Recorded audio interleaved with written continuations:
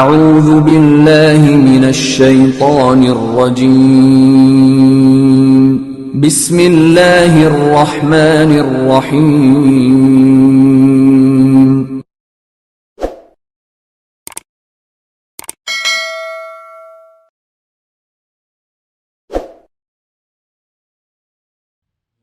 ولا قوة إلا بالله العلي العظيم. أعوذ بالله من الشيطان الرجيم. بسم الله الرحمن الرحيم. الحمد لله رب العالمين بارئ الخلائق أجمعين خالق السماوات والأرضين، ثم الصلاة والسلام على عبده ورسوله حبيبه وصفيه أشرف الأنبياء والمرسلين الذي سمي بالقرآن بالطه وياسين والمزمل والمدثر أبي القاسم محمد.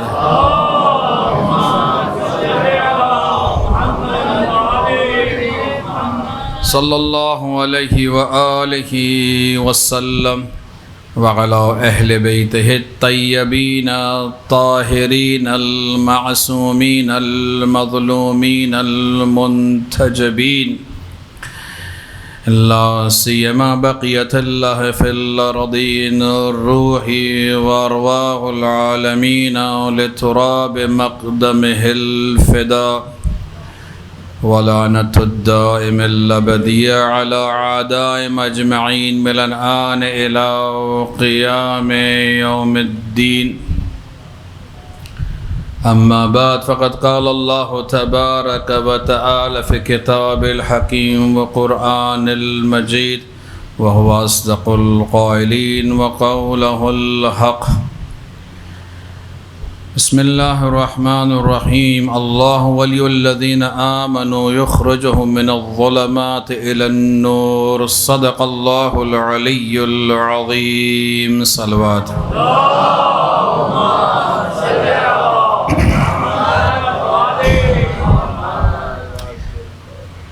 یہ پروردگار کی کتنی بڑی نعمت ہے اور توفیق ہے اور کتنی بڑی عنایت ہے کہ پروردگار نے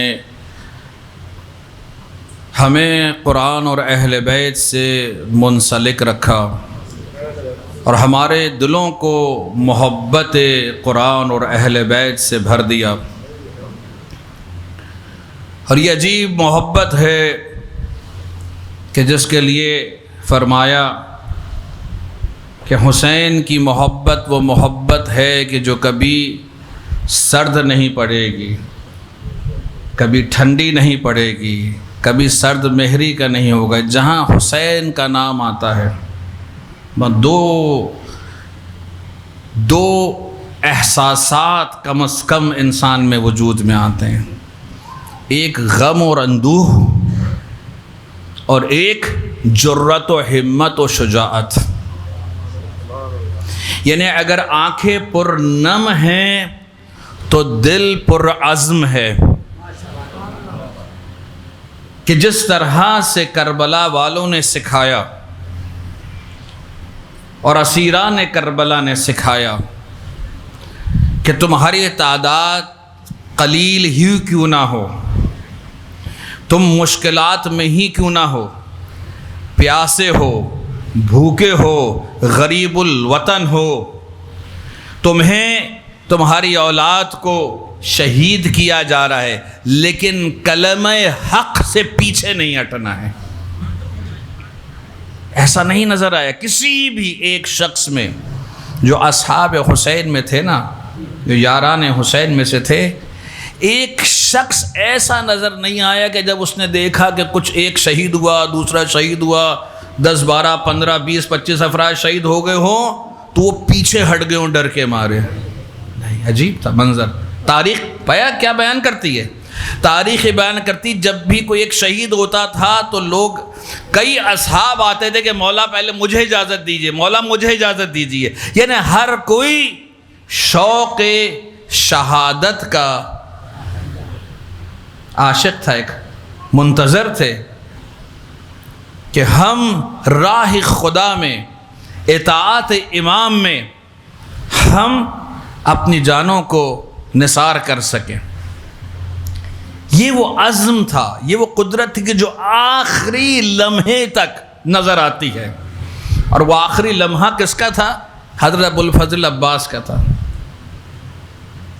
آخری لمحے تک وہ عزم نظر آتا ہے کہ مولا آپ مجھے اجازت دیجیے، یعنی کہیں پر بھی آپ کو یہ نظر نہیں آتا ہے کہ کوئی گھبراہٹ ہو کسی میں، کوئی پریشانی ہو، کوئی خوف ہو، نہیں۔ جو پہلا شخص گیا اور آخری شخص حضرت عباس کو ہم لیتے ہیں تو ہمیں کوئی یہاں پر نظر نہیں آتا کہ جو گھبراہٹ ہو، حتیٰ حضرت علی اصغر کے اس پر بھی مسکراہٹ تھی لبوں پر۔ کیا اس میں راز الہی ہے؟ بہت کچھ ہے اسے کھولنے کے لیے اور سمجھنے کے لیے۔ اور وہ شخص جو صبح سے لاشیں اٹھا رہا ہے وہ اپنا عزم دکھاتا ہے کہ جب میدان میں جاتا ہے، میدان میں جاتا ہے تو رجز پڑھتے ہوئے جا رہے ہیں امام حسین کہ میں علی کا بیٹا ہوں، میں فاتح خندق اور خیبر کا بیٹا ہوں، آؤ میرے مقابلے میں۔ یہ نظر آتا ہے۔ تو کربلا میں ایک طرف غم و اندوہ ہے کہ جو مشکلات اور مصائب ان پہ ڈھائے گئے، اور دوسری جگہ وہ عزم ہے، وہ ہمت ہے، وہ جرت ہے، وہ شجاعت ہے، وہ پیغام ہے۔ اس پیغام کو اور اس وعدے کو کہ جس طرح سے کربلا والوں نے نبھایا، کون سا وعدہ؟ وہ وعدہ جو اللہ سے کیا، وہ وعدہ جو رسول اللہ سے کیا، وہ وعدہ کہ جو اہل بیت سے کیا، اسے نبھایا اور نظر آیا کہ آخر تک وہاں پر نظر آیا۔ آپ تو ان میدان میں آنے والوں کی بات کرتے ہیں، ہم تو کہتے ہیں کہ جو خیموں میں خواتین تھی نا، ان میں سے بھی کسی نے فرار نہیں کیا، کسی نے فرار نہیں کیا۔ کسی نے شب عاشور یہ نہیں کہا کہ مولا مجھے ڈر لگ رہا ہے، مجھے آپ گھر بھجوا دیجئے، مجھے یہاں سے نکلوا دیجئے، کسی نے نہیں کہا۔ تو جو خیمے میں موجود تھے، خیام حسینی میں موجود تھے، جس سے امام نے کہا کہ میں تم کو اجازت دیتا ہوں کہ تم جاؤ، اور ایک ایک آدمی، ایک شخص جو اکیلے نہیں جا سکتا ہے، تو ہر کوئی میرے گھر والوں کا ہاتھ پکڑ کے لے جائے اور کہے کہ میں ان کو محفوظ کرنے کے لیے آیا تھا، بچانے کے لیے آیا تھا، ان کی حفاظت کے لیے آیا۔ تو یہاں سے تو انکار ہوا، وہاں سے بھی جو ہے خواتین سے، بچوں سے بھی آپ دیکھیں کہ پرعزم ہیں، کسی نے شکوہ نہیں کیا۔ عجیب بات ہے بھائی، وہ خواتین ہیں، صنف نازک ہوتا ہے، بچے ہیں، ہاں ایک اظہار ضرور کیا۔ وہ کیا اظہار تھا؟ العطش، العطش، ہائے پیاس، ہائے پیاس کا۔ ہاں لیکن اسی کے ساتھ امیدیں بندھی ہوئی تھی۔ یہ نظر آتا ہے، یہ عزم ہے جو ہمیں کربلا والوں سے سیکھنے کی ضرورت ہے، سمجھنے کی ضرورت ہے، کہ جب ہم کہتے ہیں کہ ولایت کو ہم نے قبول کیا، اہل بیت کی ولایت کو قبول کیا، اہل بیت سے محبت کی، تو اس محبت کا اظہار اس طرح سے ہونا چاہیے کہ جیسے کربلا میں کربلا والوں نے اظہار کیا، نہ فقط صرف اصحاب نے کہ جو شہید ہوئے، بلکہ جو خیمے میں خواتین اور جو بچے تھے، ان کا بھی جو عزم تھا، ان کی بھی جو ہمت تھی، ان کا بھی جو صبر تھا، ان کی بھی جو استقامت تھی، ان کی بھی جو ہمت اور جرت تھی۔ اتنے تماچے کھائے، اتنے تازیانے کھائے، لیکن اس کے بعد کسی نے یہ نہیں کہا کہ نہیں ہم نے غلطی کی، کسی نے یہ نہیں کہا. یہاں تو کوئی اندر جاتا ہے 2-4 دن کے لیے 2-4 ڈنڈے پڑتے ہیں، آدمی سب بھول جاتا ہے. عجیب ہے نا. وہ کیا تھا عزم بچوں کا کہ تماچے پہ تماچے کھائے جا رہے تھے، خواتین تازیانے پہ تازیانے کھائے جا رہی تھیں، لیکن اس کے باوجود ان کے قدموں میں لغزش نہیں آئی، کمزوری نہیں آئی ان کے عزم میں، قدرت میں. بلکہ جس طرح سے جب ان کو میدان ملا، جیسے ہی شہر میں داخل ہوئے، اپنی جرت اور ہمت کو جناب زینب نے اور ام کلثوم نے عیاں کر دیا. یہ وہ معجزات، یہ وہ فضائل ہیں اہل بیت علیہ السلام کے خاندان کے، پورے کربلا والوں کے، اسیران کربلا کے، کہ جس پر غور و فکر جتنا کیا جائے وہ کم ہے. اس لیے کہ جتنا غور و فکر کریں گے اس میں نئے نئے راز کھلیں گے، انسان کو گہرائیاں پتہ چلتی ہیں، کس طرح سے انہوں نے قربانیاں دیں اور کس طرح سے آتی نسل کو سکھایا کہ کس طرح سے اپنے وقت کے امام کا ساتھ دیا جاتا ہے. یہ وہ ہمت ہے. صلوات بے محمد والے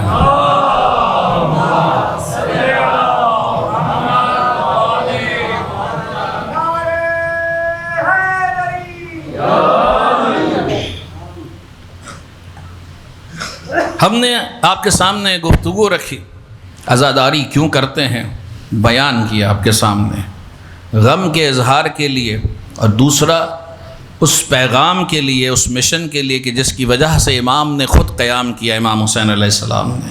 یہ 2 اہم مقاصد ہیں، اور بھی بہت سارے مقاصد ہیں، لیکن یہ 2 اہم مقاصد ہیں کہ جس کی وجہ سے ہم عزاداری کو برپا کرتے ہیں اور کرتے رہنا چاہیے. پھر ہم نے اس بات کو سمجھنے کی کوشش کی کہ وہ پیغام، وہ عزم جس کے ذریعے سے امام اس بگڑتے ہوئے حالات کو تبدیل کرنا چاہ رہے تھے، جس طرح سے مولا کائنات امیر المؤمنین علی ابن ابی طالب علیہ السلام فرماتے ہیں،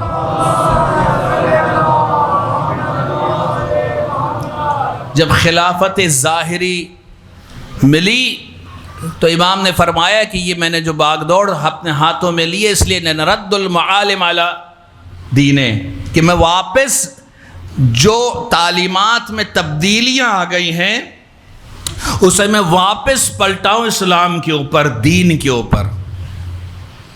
امام حسین کے یہ کلمات تھے کہ جو دین میں بگاڑ ہو گیا ہے، انحرافات آ گئے ہیں، اس لیے ضروری ہے کہ ان کا قیام کیا جائے، ان کا مقابلہ کیا جائے. اور اس کے بعد جو ہے وہ امر بالمعروف نہی عن المنکر اور سیرت رسول اللہ اور سیرت امیر المؤمنین کے طرز عمل پر چلتے ہوئے اس کاموں کو انجام دینا ہے. ہم آتے ہیں اس بات کے اوپر آتے ہیں کہ یہ سنخیت جو ہمیں نظر آتی ہے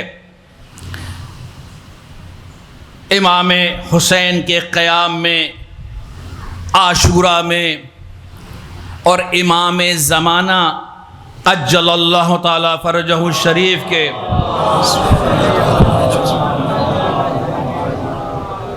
یہ سنخیت، یہ مماثلت، یہ یکسانیت، یہ بہت اہم ہے اس کو سمجھنا.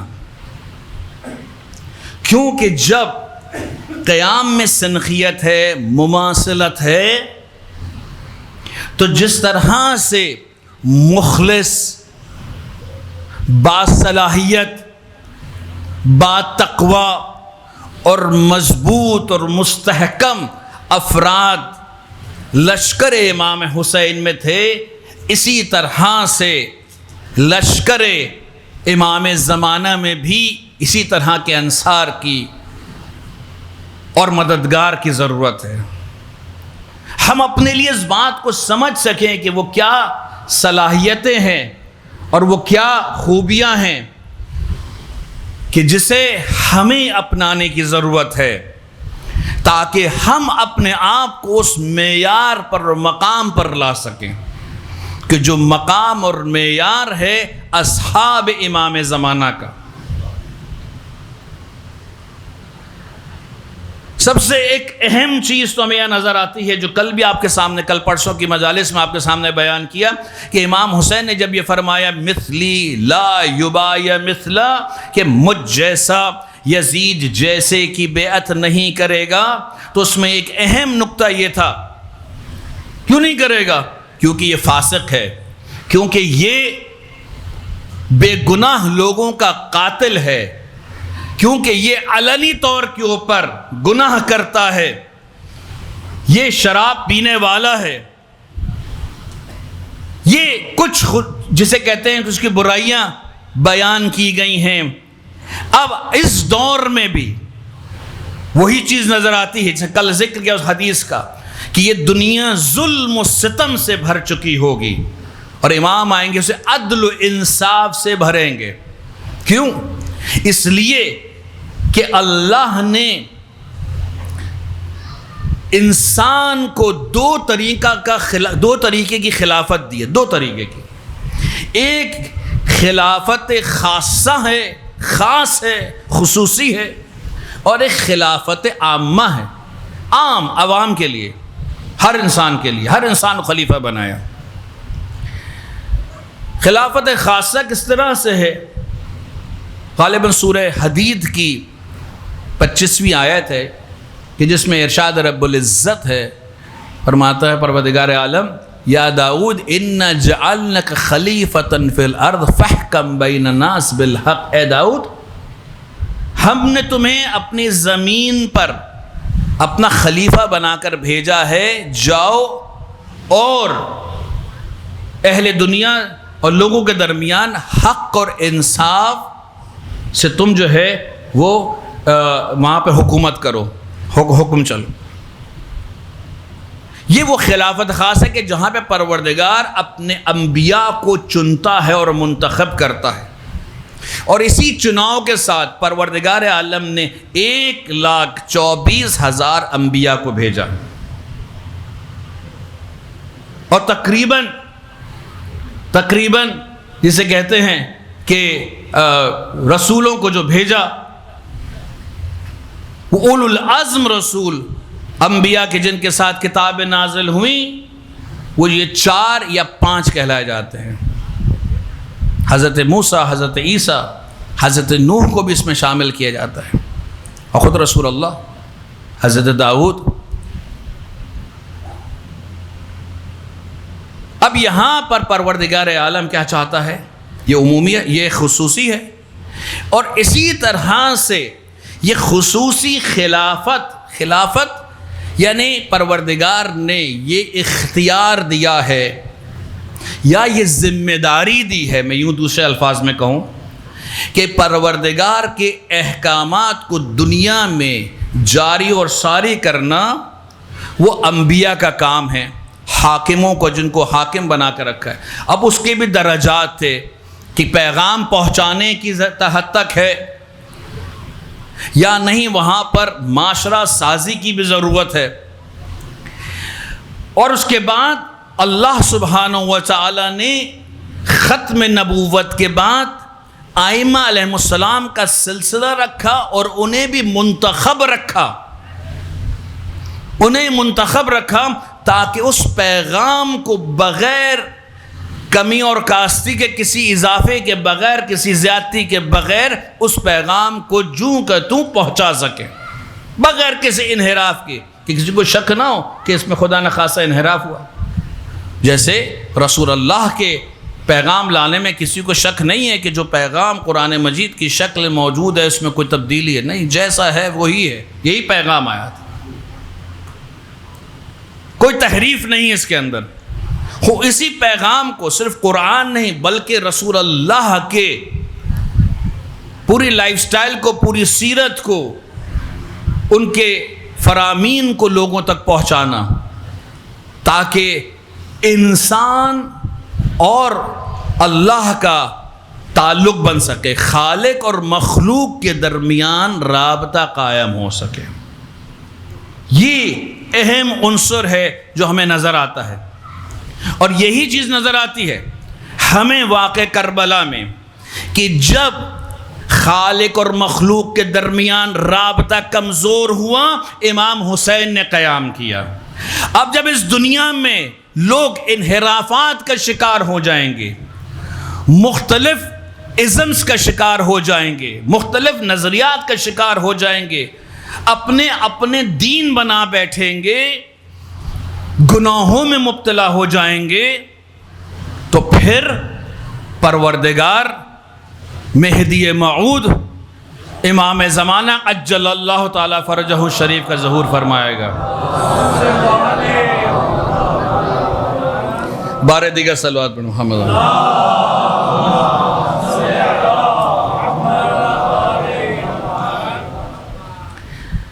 اور امام کیا فرمائیں گے؟ وہی قیام، وہی اسی علم کو لے کر، اسی پرچم کو لے کر، اسی ہدف کو لے کر، کلمۃ اللہ ہی العلیٰ۔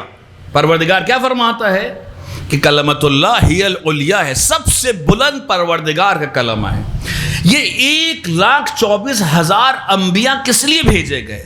یہ 12 ائمہ کا سلسلہ کس لیے ہے؟ تاکہ کلمۃ اللہ ہی العلیٰ ہو، اللہ کا کلمہ سب سے بلند ہو، پروردگار کی لوگ پرستش کریں، لوگ دیگر خداؤں کو چھوڑ کر خدا یکتا کی پرستش کریں، وحدہ لا شریک کی پرستش کریں۔ امام ہشتم امام علی ابن موسیٰ الرضا سے حدیث ہے،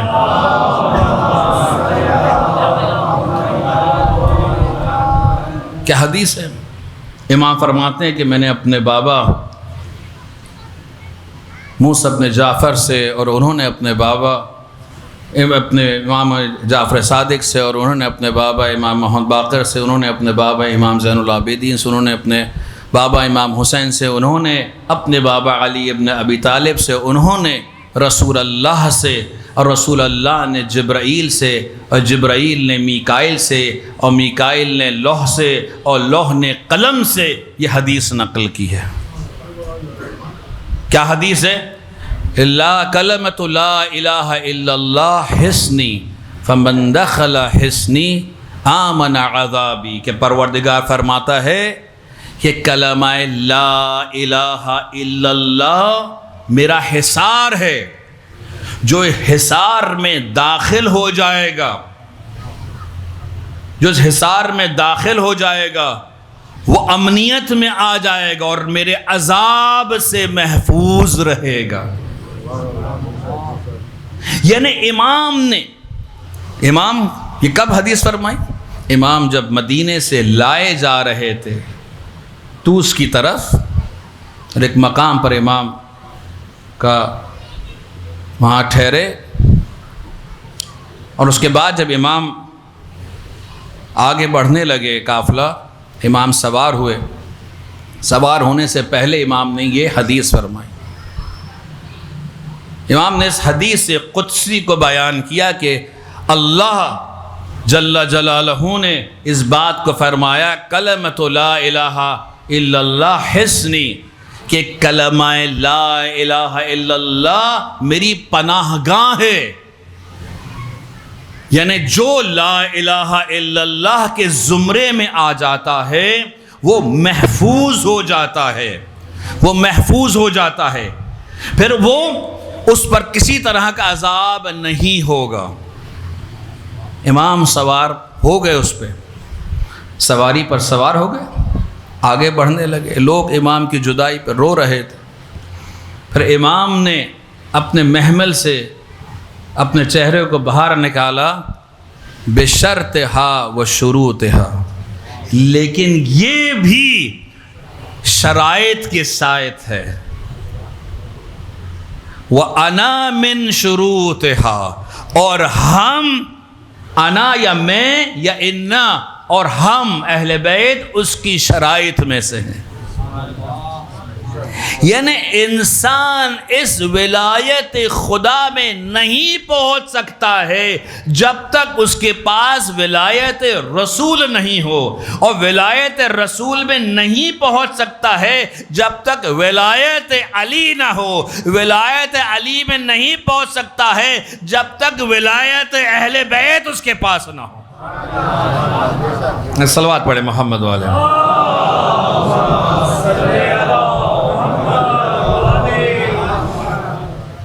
برائے خوشنودی امام موسیٰ رضا علیہ السلام، امام علی رضا علیہ السلام بآواز بلند صلوات۔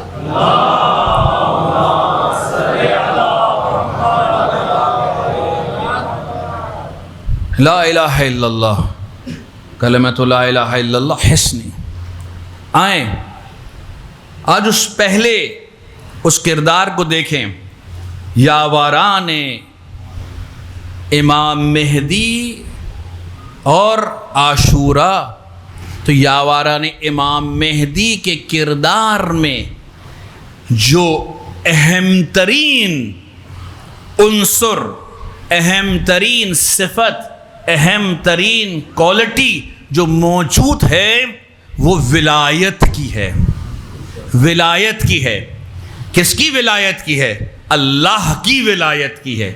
اللہ ولی الذین آمنوا یخرجہم من الظلمات الی النور والذین کفروا اولیاء الطاغوت یخرجونہم من النور الی الظلمات اولئک اصحاب النار هم فیہا خالدون۔ پروردگار کون ہے؟ اللہ والذین آمنوا۔ اللہ وہ ہے کہ جس پر انسان ایمان لایا ہے، اور کیا کرتا ہے پروردگار؟ یخرجہم من الظلمات الی النور، کہ پروردگار انسان کو جہالت سے، تاریکی سے، گناہوں سے، پستیوں سے نکال کر معراج انسانیت کی طرف لے جاتا ہے، ہدایت کی طرف لے جاتا ہے، اسے اس کمال کی طرف لے جاتا ہے کہ جو اسے معراج انسانیت پر لے جاتی ہے۔ وہ کون ہے؟ پروردگار کی ذات ہے۔ یہ پروردگار کی ذات ہے، یہ قرآن مجید کہہ رہا ہے پروردگار کی ذات ہے، کہ پروردگار وہ خالق ہے کہ جس کے لیے مناجات ہے۔ امیر المومنین پروردگار امام کیا فرماتے ہیں؟ مولائی یا مولائی انت المالک وانا المملوک فہل یرحم المملوک الا المالک۔ مولائی یا مولائی انت الرازق وانا المرزوق فہل یرزق الرازق الا المرزوق۔ اے پروردگار، اے میرے مولا، اے میرے آقا، تو میرا مالک ہے، میں تیری مملوک ہوں۔ کیا کوئی مملوک، کوئی بندہ، کوئی غلام اپنے مالک کے علاوہ بھی کہیں جا سکتا ہے؟ پروردگار تو غنی مطلق ہے، میں فقیر مطلق ہوں۔ اے پروردگار، کوئی فقیر غنی کے علاوہ بھی کہیں جا سکتا ہے؟ پروردگار تو رازق ہے، میں رزق کو لینے والا ہوں۔ اے پروردگار، کیا یہ رزق لینے والا تجھ رازق کے علاوہ بھی کہیں جا سکتا ہے؟ عجیب مناجات ہے کہ جس میں مولا ایک ایک کر کے چیزوں کو بیان کر رہے ہیں۔ ہم مولا کے ماننے والے سمجھیں کہ پروردگار کا وہ مقام اور عظمت کیا ہے۔ اللہ والذین آمنوا انما ولیکم اللہ ورسولہ۔ پروردگار کیا فرماتا ہے سورہ مائدہ کی 55ویں آیت میں؟ پروردگار فرماتا ہے انما ولیکم اللہ، صرف اور صرف تمہارا ولی کون ہے؟ فقط، انما کا لفظ استعمال ہوتا ہے فقط، حتمن، فقط اور فقط، صرف اور صرف۔ بس صرف میں تو ایک ہی آنا چاہیے نا، نہیں ایک ہی آنا چاہیے نا، صرف اللہ ہی آتا نہیں۔ اللہ نے کہا انما ولیکم اللہ، اللہ تمہارا ولی ہے، والرسولہ، اور اللہ کا رسول تمہارا ولی ہے۔ والذین آمنوا، جو ایمان لاتے ہیں. کون؟ سارے ایمان لانے والے؟ کہا نہیں، سارے ایمان لانے والے نہیں. پھر کون سے ایمان لانے والے؟ الذین یقیمون الصلاۃ، جو نماز کا قیام کرتے ہیں. نماز کا قیام کرنے والے بھی بہت ہیں. کہا نہیں، سب نماز کا قیام کرنے والا نہیں. وَهُمْ راکعون، وہ کیا کرتے ہیں؟ یہ وہ افراد ہیں کہ جو نماز کا قیام کرتے ہیں اور کیا کرتے ہیں؟ رکوع کی حالت میں زکوٰۃ دیتے ہیں، صدقہ دیتے ہیں. یعنی پروردگار نے بیان کیا کہ دیکھو یہ تصور جو تمہارا ہے یا تمہارا تصور ہونا چاہیے، میں یوں کہوں، پروردگار بتا رہا ہے نا. تو پروردگار کیا بتا رہا ہے؟ کہ تمہارا ولی ایک سے زیادہ ہو سکتا ہے. ہاں، فرق کیا ہے ابھی آ کے بیان کرتے ہیں. کوئی اس کو غلط نہ لے لے، کوئی کلپ کاٹ کے کچھ اور نہ لگا دے. یہ بھی ڈر لگتا ہے آج کل سوشل میڈیا پر کہ مولانا نے تو یہ بات کہی تھی، پتہ چلا کہ وہ منکر خدا ہو گئے یا کچھ اس طرح سے بات ہو گئی. نہیں، اللہ کا جو ولی ہے پروردگار نے بیان کیا ہے. اس کے بعد کون ولی ہے؟ رسول ولی ہے. اس کے بعد وہ ولی ہیں جو ایمان لے کر آتے ہیں. لیکن کون ایمان؟ کہ جو نماز برپا کرتے ہیں. کون نماز برپا کرنے والے؟ کہ جو صدقات دیتے ہیں، زکوٰۃ دیتے ہیں اس حالت میں کہ وہ رکوع میں ہوتے ہیں، اور وہ ایک ہی ہوتا ہے، اور وہ علی بن ابی طالب ہے.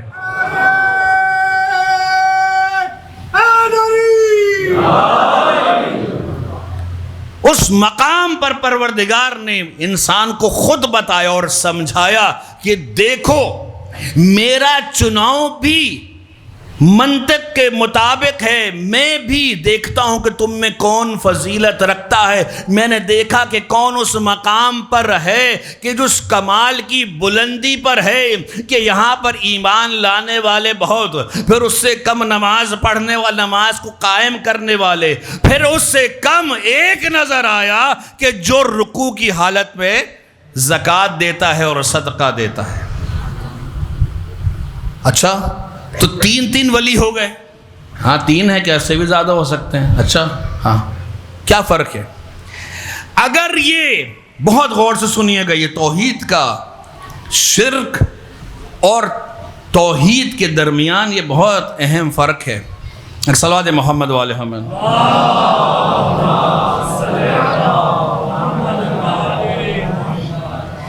اگر یہ دو ولایتیں آپ ایک کے برابر میں ہوں، ایک دوسرے کے مقابلے میں ہوں، تو شرک ہے اور کفر ہے. لیکن ایک ولایت دوسری ولایت کے ماتحت ہو اور دوسری تیسری کی دوسری ولایت پہلی کے ماتحت ہو اور تیسری ولایت دوسری کے ماتحت ہو، اور یہ سلسلہ ایک ہی ہو. یعنی ولایت مہدی ولایت علی ہے، ولایت علی ولایت رسول ہے، ولایت رسول ولایت خدا ہے. یہ ایک ولایت ہے، اس لیے کہ یہ سب نمائندے ہیں پروردگار کے. اللہ نے نبیوں کو بھیجا، آئمہ کو منسوب کیا، کس لیے؟ تاکہ برابر میں کھڑا کر دیے جائے، برابر میں لانے کے لیے نہیں ہے. اللہ نہیں مان رہا میری دعا کو، تو چلو امام حسین کے پاس چلتے ہیں، چلو امام علی کے پاس چلتے ہیں. نعوذ باللہ. یعنی ایک خدا نخواستہ جیسے یہ بت پرست کیا کرتے تھے کہ ایک جیسے یہاں پر ہندو ہیں، ایک مندر میں جو ہے دعا قبول نہیں ہوئی، دوسرے مندر میں چلے جاؤ، دوسرے میں نہیں ہوئے تیسرے میں چلے جاؤ. ہائی یہ مندر نہیں ہے، یہ تمام انبیاء اور آئمہ توحید کا پرچار کرنے کے لیے آئے اور کلمہ توحید کو بلند کرنے کے لیے آئے. کلمۃ اللہ ہی العلیاء کا پرچم بلند کیا ہے رسول اللہ نے، علی مرتضیٰ نے، امام حسن اور حسین نے، حضرت عباس نے، اور اسی پرچم کو لے کر امام زمانہ انشاءاللہ نکلیں گے فتح دنیا کرنے کے لیے، اور دنیا میں حکومت عدل الہی کا راج ہوگا. صلوات پڑھ دیا کریں کم از کم.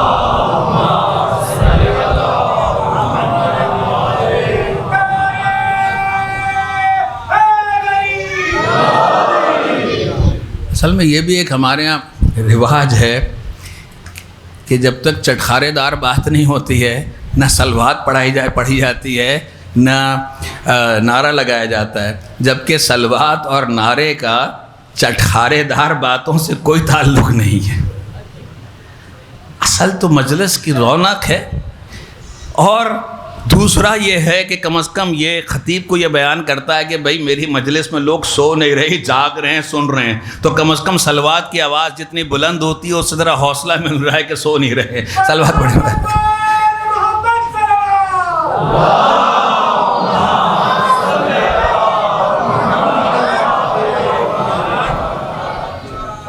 یہ سنخیت ولایت کی، اصحاب حسین اللہ کو اپنا ولی مانتے تھے، رسول کو اپنا ولی مانتے تھے، اور اہل بیت کو اپنا ولی مانتے تھے۔ لیکن اہل بیت ہر انسان اس مقام ولایت تکوینی پر نہیں ہے، یعنی جس کی طرف منسوب کیا گیا۔ اہل بیت تو بہت سارا گھرانہ کہلائے گا، لیکن جو ائمہ علیہم السلام کو منسوب کیا گیا، میں ایک یہاں پر جملہ ذہن میں میرا آیا ہے، میں بولتا چلا جاؤں۔ بعض دفعہ یہ ہمارے ممبروں سے بھی باتیں ہوتی ہیں، پھر عام زدہ بھی زبان پر آ جاتی ہے کہ علی اکبر اگر شہید نہ ہوتے تو امامت ان کو مل جاتی، نعوذ باللہ۔ کیوں؟ یہ کوئی بادشاہت ہے کیا؟ بادشاہت نہیں ہے۔ اور اللہ کا کیا ڈیسیشن غلط تھا؟ یعنی اللہ نے غلط سوچا؟ اگر اللہ چاہتا علی اکبر کو، جناب علی اکبر کو امامت دینے کے لیے تو ان کو محفوظ کرتا، جیسے امام سجاد کو محفوظ کیا۔ تو یہ تصورات واہی، ہاں مقام اور منزلت حضرت علی اکبر بہت بلند ہے، اس میں کوئی شک نہیں ہے۔ وہ مقام اور منزلت ان کی ہم خاک پا بھی نہیں ہیں کہ ہم ان کو کہہ سکیں کہ ہاں ہم ان جیسے نہیں ہیں، ہم ان کی خاک پا کے برابر بھی نہیں حضرت علی اکبر کے، وہ کہاں ہم کہاں۔ لیکن یہ کہہ دینا، ہم یہ سوچتے نہیں ہیں کہ امامت منسوب من اللہ ہے، رسول اللہ نے نہیں۔ میں نے پہلے دن ہی آپ کو بیان کیا تھا سورہ معارج کا، کہ سوال کرنے آیا کہ ولایت علی رسول اللہ آپ نے بیان کی ہے، اللہ نے، رسول اللہ نے فرمایا کہ اللہ کی طرف سے، اللہ کی طرف سے، اللہ کی طرف سے۔ قرآن کی آیت یہ بیان کر رہی ہے، اے رسول نہ ڈرو، اعلان کر دو۔ یعنی اللہ ایک ایسا اعلان کروانا چاہ رہا ہے جس سے رسول کو خطرہ ہو رہا ہے کہ چچا زاد بھائی کو میں اپنا ولی بناؤں گا، لوگ کہیں گے اپنے رشتہ دار کو بنا دیں گے۔ اللہ نے کہا نہیں، کہو جو ہم تم سے کہہ رہے ہیں وہ کہو۔ کیوں؟ اس لیے کہ پروردگار نے دیکھا ہے کہ میں نے اشرف الانبیاء کے دامن میں اپنے ولی کو تربیت دی ہے۔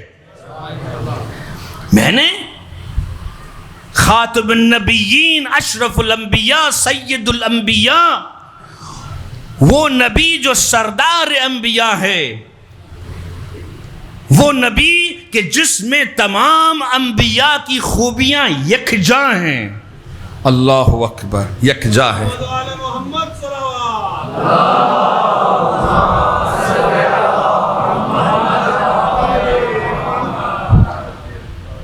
یہ نظر آتا ہے ہمیں اس میں کہ یہاں پر ہم اس بات کو سمجھیں کہ رسول اللہ کی اطاعت، امام کی اطاعت، یہ سب اللہ کی ولایت کے تحت آتے ہیں، ان کے ماتحت ہوتے ہیں، ہٹ کر نہیں ہیں۔ کبھی اگر ذہن میں کبھی اس طرح کی کوئی کنفیوژن کوئی چیز تھی تو نکال دیں، اور اپنے بچوں کو اس چیز پہ کریں جس طرح سے۔ اور اگر کوئی چیز اور یقین سے کرنی ہے، نہج البلاغہ اٹھائیں، اس کا پہلا خطبہ کہ جو مولائے کائنات پر توحید نے بیان کیا ہے، اسے پڑھ لیں، اسے پڑھ لیں۔ بس ایک واقعہ نقل کروں، سچا واقعہ ہے، اور یہ کوئی آج سے 30-35 برس پہلے کی بات ہے، شاید اس سے پہلے کی بات ہو، 35 برس سے بھی زیادہ کی۔ ہم ایران میں تھے، طالب علم تھے اس وقت۔ ایک خاتون ہمارے دور کی جاننے والی وہاں پر آئیں تو جیسے ہوتا ہے کہ رشتہ داروں کی خدمت کی جاتی ہے، ہم بھی اپنے گھر پہ لائے، بٹھایا کہ اکیلے آئی تھی زیارت کرنے کے لیے. اچھا، تو پوچھا ان سے ان کے بارے میں، بچوں کے بارے میں، گھر والوں کے بارے میں. وہ جان پہچان کوئی خاص نہیں تھی، بس سارے رشتہ دار لے آئے. اچھا بھائی، اب لے آئے ان سے پوچھا گیا کہ بھئی آپ کی شادی کس سے؟ کیا کہ میری ایک امریکن سے شادی ہوئی ہے، امریکی سے شادی ہوئی ہے. تو فوراً ذہن میں آتا ہے اچھا امریکی یعنی گورا یعنی کرسچن غیر مسلمان. ہمارے ذہن میں بھی یہی چیز آئی. خیر وہ پہلا تجربہ نہیں ہوگا ان کو، انہیں پہلے سے پتہ ہوگا. کہنے لگے میں نے جب وہ مسلمان ہو گئے، جب وہ شیعہ ہو گئے، اس کے بعد شادی کی. اچھا، پھر انہوں نے اپنے شوہر کے شیعہ ہونے کا واقعہ بیان کیا. یہ تو کوئی بات نہیں تھی جو میں نے بیان کی. انہوں نے کہا کہ میرے شوہر یہودی تھے، مسیحی ہوئے، ہندو ہوئے، بدھسٹ ہوئے، اور پتہ نہیں کیا کیا کہنے لگے. اور بھی انہوں نے مختلف مذاہب کو پڑھا اور جو پڑھتے گئے وہ ہوتے چلے گئے.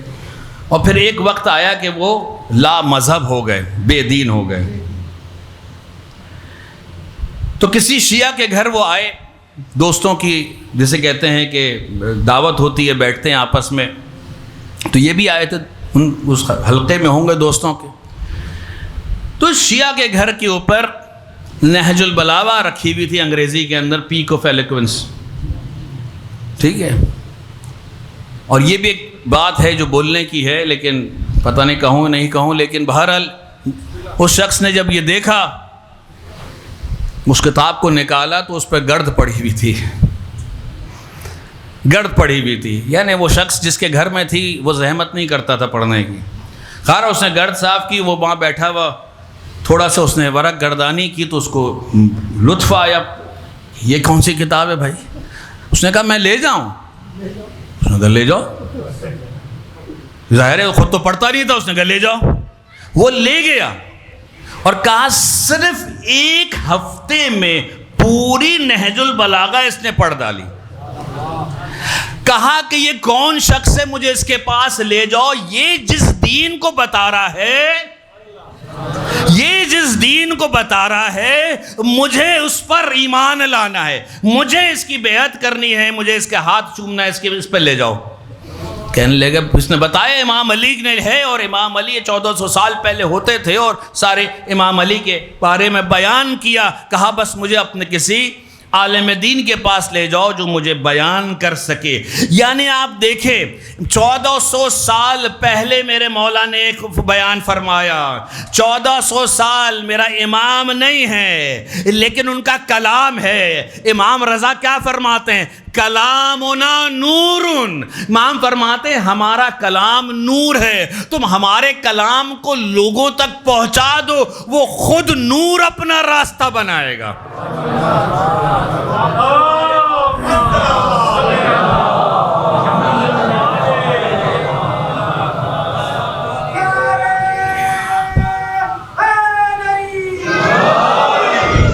عزیزان گرامی، یہ وہ کمالات. تو سب سے پہلی چیز جو ہمیں نظر آتی ہے وہ ولایت کی ہے. یعنی یہ ایمان ہونا، توحید پر ایمان ہونا، اور اس بات پر ایمان ہونا کہ اللہ کی وہ ہستی ہے کہ جو انسان کو ہر مشکل اور پریشانی سے بچاتی ہے. پروردگار وہ الٹیمیٹ سورس ہے، وہ جسے کہتے ہیں کہ وہ منتہا ہے اس تمام چیزوں کی. ہر چیز کی ابتدا بھی وہ ہے، ہر چیز کی اختتام بھی وہ ہے، اول بھی وہ ہے، آخر بھی وہ ہے. یہ پروردگار کی ذات ہے، اور جس کے لیے تمام انبیاء کو بھیجا، تمام آئمہ کو بھیجا. اور آج بھی امام جس پرچم کو لے کر آئیں گے وہ کیا ہے؟ لا الہ الا اللہ کا پرچم ہے. اور انسان اگر اس توحید کو مضبوط کر لے، آپ یقین جانیے کہ ہماری اولادیں دنیا کی کسی کونے میں چلے جائیں، اگر توحید مضبوط ہوگا توحید مضبوط ہوگا تو یہ اولاد آپ کی کبھی گمراہ نہیں ہوگی. گمراہ اس لیے ہو جاتی ہے، کنفیوز اس لیے ہو جاتی ہے، پریشان اس لیے ہو جاتی ہے، لاجواب اس لیے ہو جاتی ہے کہ اس سے اسلام کا پہلا اور بنیادی عنصر ہی نہیں معلوم ہوتا ہے. امیر المومنین اس خطبے میں کیا فرماتے ہیں؟ اول الدین معرفتہ وکمال معرفت تصدیق بے. دین کی ابتدا امام امیر المومنین فرمانے کہ اگر تم اپنے آپ کو دیندار کہتے ہو، دیندار سمجھتے ہو، دیندار بننا چاہتے ہو، دیندار بنانا چاہتے ہو، تو اس کی ابتدا کیا ہے؟ پہلی سیڑھی کیا ہے؟ پہلا صفحہ کیا ہے پڑھنے کا؟ اول دین معرفت ہو، کہ پہلی دین کی پہلی سیڑھی ہے اللہ کی معرفت کو حاصل کرنا. دوسری سیڑھی کیا ہے؟ کہ اللہ کے اوپر تصدیق کرنا، یقین کرنا. اس کی تیسری سیڑھی کیا ہے؟ کہ اس کی توحید کو ماننا. چوتھی سیڑھی کیا ہے؟ اور اسی طرح سے امام بیان کرتے چلے جاتے ہیں توحید کو. پڑھیے، لطف آئے گا آپ کو. اور یہی چیز پیغام میرے مولا امام حسین نے علیحدہ علیحدہ مقام پہ فرمایا. ہاں، بہت مصائب ہیں پڑھنے کی اور بہت باتیں ہیں کرنے کے لیے، لیکن آپ یہ دیکھیے کہ جس طرح سے پروردگار عالم نے اپنے نمائندوں کو چنا ہے، اسی طرح سے اللہ کے نمائندے جب خود اپنے نمائندے چنتے ہیں تو وہ بھی دیکھ بھال کے کام کرتے ہیں. اللہ اکبر. تو نواسۂ رسول نے امام حسین نے سب سے پہلا نمائندہ کس کو بنایا؟ سب سے پہلا نمائندہ بنایا جناب مسلم کو بنایا. کیوں بنایا؟ کہاں بھیجا اپنا نمائندہ بنا کر؟ کوفہ بھیجا. کیوں بھیجا؟ اس لیے کہ کوفہ سے خطوط آ رہے تھے، بہت سارے خط وہاں سے آ رہے تھے، بہت سارے مراسلے وہاں سے آ رہے تھے. اور بیان کیا جاتا ہے کہ ذی الحجہ شروع ہونے سے پہلے تک وہاں پر کوئی 70,000 مراسلے پہنچ چکے تھے. 7,000 نہیں، 70,000. ہر شخص لکھ رہا ہے، بار بار لکھ رہا ہے اور بلا رہا ہے کہ مولا جلد آئیے، میوہ پک چکا ہے، پھل پک چکا ہے، ہم آپ کے منتظر ہیں. امام نے جناب مسلم کو اپنا خط لے کر بھیجا اور اپنا نمائندہ بنا کر بھیجا اور کہا کہ مسلم جاؤ اور جا کر دیکھو کہ وہاں کے حالات کیسے ہیں، وہاں کے لوگ کیا تیار ہیں واقعاً یا نہیں ہیں، ساتھ دینے کو تیار ہیں یا ایسے ہی اپنے یہاں پر مراسلے بھیجے چلے جا رہے ہیں. جناب مسلم وہاں پہنچے. جب جناب مسلم وہاں پہنچے تو کوفہ بڑی زحمتوں کے بعد پہنچے. رستے میں پیاس کی شدت، وہ 2 افراد جو جناب مسلم نے لیے تھے کہ تاکہ وہ رہنمائی کریں، راستے بتلائیں، وہ دونوں شدت تشنگی کی وجہ سے، پیاس کی وجہ سے راستے میں ان کا انتقال ہو جاتا ہے. بڑی زحمتوں سے جناب مسلم وہاں پہنچتے ہیں. جب پہنچتے ہیں تو جناب مختار کے گھر پر مہمان بنتے ہیں. اللہ اکبر. جناب مختار جو خود کوفہ کے اندر ایک مقام رکھتے تھے، ایک عزت اور وقار رکھتے تھے، اس مقام پر ہے. اور بیان کیا جاتا ہے کہ جب جناب مسلم کے بارے میں معلوم ہوا تو اہل کوفہ جوق در جوق جمع ہونا شروع ہوئے. جو قبیلوں کے سردار تھے آنا شروع ہوئے. بعض روایات میں ہیں کہ 18,000 نے بیعت کی، بعض روایات میں ہے کہ 25,000 نے بیعت کی، بعض روایات میں ہے کہ 40,000 نے بیعت کی. یعنی ایک کثیر تعداد نے بیعت کی ہے. اللہ اکبر، اللہ اکبر. لیکن وہاں سے جب یزید کو یہ خبر ملتی ہے کہ حسین کا سفیر کوفہ پہنچ گیا ہے، تو پھر وہ ملعون ابن زیاد کو بھی وہاں بھیجتا ہے، وہ کہتا ہے جاؤ اور وہاں پر جا کر حکومت کا نظام اپنے ہاتھ میں لے لو اور دیکھو حسین سے یا بیعت لے لو یا اس کا سر میرے لیے بھیج دو۔ اللہ اکبر۔ جب یہ ابن زیاد وہاں پر رات کی تاریک میں پہنچتا ہے، سیاہ نقاب لگا کر پہنچتا ہے، جب وہاں پر کوفے کے دروازے پہنچتا ہے تو لوگ یہ سمجھتے ہیں کہ امام حسین تشریف لے آئے ہیں، نہیں نظر آ رہا ہوتا ہے، تصورات میں یہ ہوتا ہے کہ امام آنے والے ہیں تو یہی توقع ہوتی ہے، استقبال کرتے ہیں، حتیٰ کہ محل کا دروازہ بھی کھول دیتے ہیں۔ لیکن جیسے ہی جب وہاں پر محل میں داخل ہوتا ہے، ابن زیاد اپنا چہرہ کھولتا ہے اور بیان کرتا ہے، اور سب کو وہاں پر 1,00,000 کا لشکر لایا ہوتا ہے اپنے ساتھ میں، جو اس کے پیچھے پیچھے آ رہا ہوتا ہے، اور آ کر کوفے پر قابض ہو جاتا ہے، کوفر پر قابض ہو جاتا ہے۔ اللہ اکبر۔ وہاں پر لوگوں کو خریدنا شروع کرتا ہے، جو خریدے نہیں جاتے ہیں انہیں ڈرانا شروع کرتا ہے، جو ڈرتے نہیں ہیں انہیں زندان میں ڈال دیتا ہے، جناب مختار کو بھی زندان میں ڈال دیتا ہے۔ اور وہ وقت آتا ہے جناب مسلم کے اوپر کہ جب مغرب کی نماز میں کھڑے ہوتے ہیں تو پوری مسجد بھری ہوئی ہوتی ہے، لیکن جب نماز عشاء کے بعد سلام پھیر کر پیچھے مڑ کر دیکھتے ہیں تو تنہا ہوتے ہیں، اکیلے ہوتے ہیں، کوئی نہیں ہوتا ہے، رات کی تاریکی ہے، اور یہاں پر دشمن چاروں طرف موجود ہے۔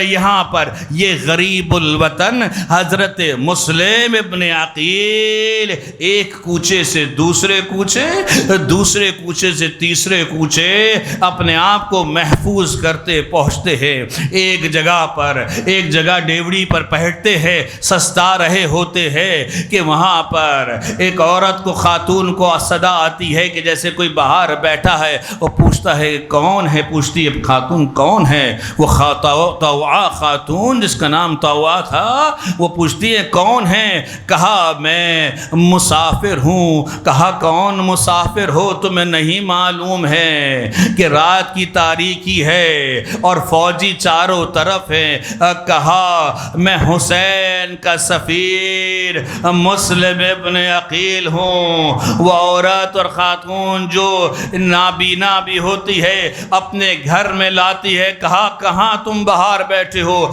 اندر آ جاؤ۔ اللہ اکبر، اللہ اکبر۔ مسلم کو پانی پلاتی ہیں، ابھی مسلم آئی ہوتے ہیں کہ وہاں سے فوجیوں کو پتہ چل جاتا ہے، نرگا گھیرتار بنا لیتے ہیں اور گھیر لیتے ہیں، آواز دیتے ہیں مسلم اگر تم باہر نہ آئے تو ہم اس گھر کو مسمار کر دیں گے۔ اللہ اکبر۔